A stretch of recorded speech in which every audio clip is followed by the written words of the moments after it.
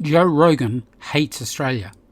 Now, as an extremely popular, successful, much-loved online celebrity, I am here to call out Joe Rogan. Listening to me, because I don't have an accent, you won't realise that I'm actually Australian. So when Rogan makes false statements about Australia, as sure as a drop bear having brekkie at a billabong, I'll call him out. Right.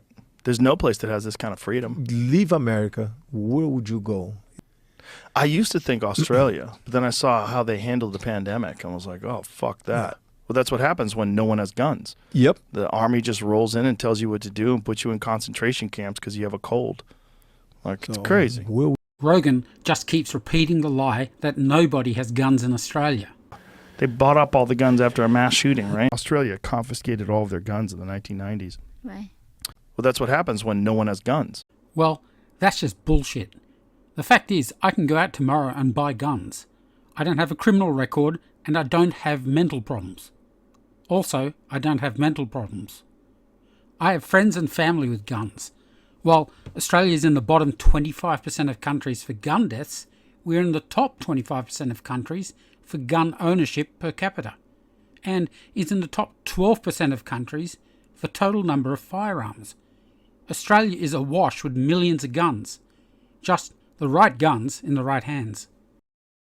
But Joe Rogan knows he's lying.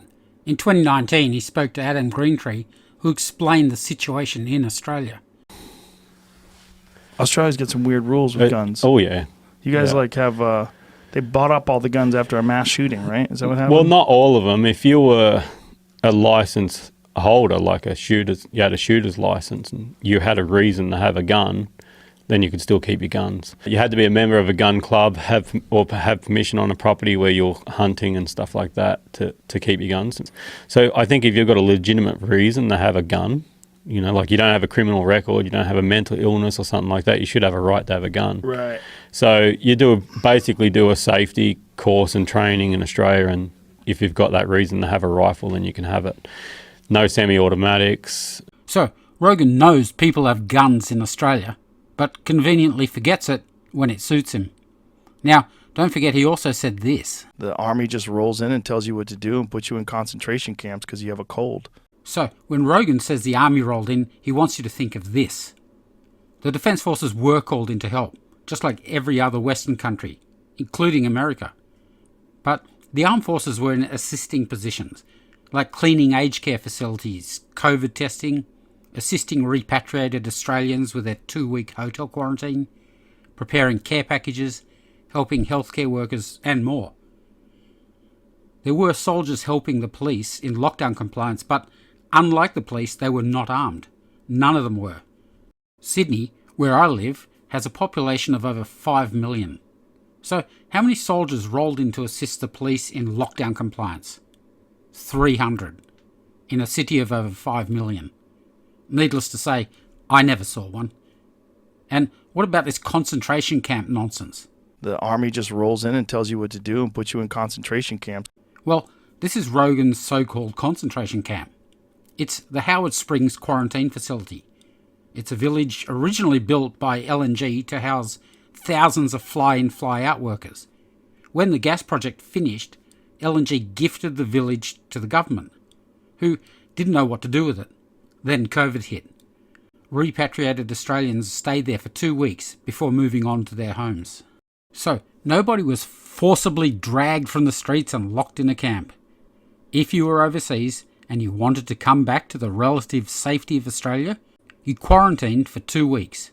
Big deal. But Rogan's anti-Australia bullshit keeps going. When you see what's going on right now in Australia confiscated all of their guns in the 1990s. Right. And not saying that they should raise up against the government, but there's some crazy shit going on right now where the army is trying to keep people inside in Australia. What a moron. He paints the picture of everybody locked in their houses by the army. Does he think nobody went to work or went out to exercise or went to the doctor or to buy medication? Or shopping? Where the fuck does he think I got my food from? Because they have full-on government lockdowns where the government is flying helicopters over the streets saying, go back indoors. You're not allowed to be outside, which is crazy. Like, it's like This disease doesn't even transmit well outside. Like, doesn't make any sense. Like, being outside and getting vitamin D from the sun is probably one of the best things you can do. Exactly. I mean, like, the babies that born last year during the pandemic, like, my son is like 3/3. They didn't go outside the house for a year and a half. Right. And I told their mom, your baby might die from not getting a sun once even in their life than getting a COVID and die. Right. It's not a dangerous thing for children. But the thing is, like, not going outside for a year and a half is actually very dangerous. Apart from Rogan bullshitting more, this lady is full of shit too. She lives in America, but is talking something about not taking her kids outside for 1.5 years. Were Americans locked inside their houses? Does she live in an underground bunker? Imagine if what they are saying is true and Australians couldn't leave their house. The fact is, 90% of us live in a house with a backyard, and 10% of apartment dwellers have this thing called a balcony. So this "you'll die without vitamin D" is all bullshit. But unless you actually had COVID, everyone could leave their house. Because they have full-on government lockdowns where the government is flying helicopters over the streets saying, go back indoors. You're not allowed to be outside, which is crazy. And one of the things that I read was that as they're doing this, only 9 people have died from COVID over the last, like, see if that's true. Like, how many people have died recently from COVID in Australia? Wow, 0. 0 deaths. Oh, my God. A couple in July. Okay, so in July there's a couple. So you have 0 deaths from literally from October October 20th. Yeah. October 20th, you have 0 deaths until July 11. Yeah, One July 11, you have 1 death. And you got a little spike there. What's that spike? How many people is that? 1 or 2, actually. Oh, that's crazy.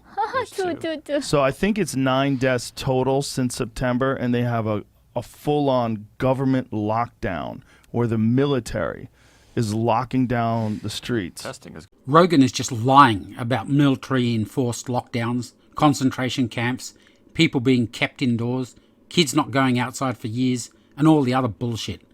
Remember, when Rogan made this episode, 700 Americans were dying each day. And Rogan and his giggling idiot guest think that because Australia has such a low death rate, we were stupid for having lockdowns and restrictions. Now, here's a thought. Maybe Australia only had a few deaths because of the restrictions.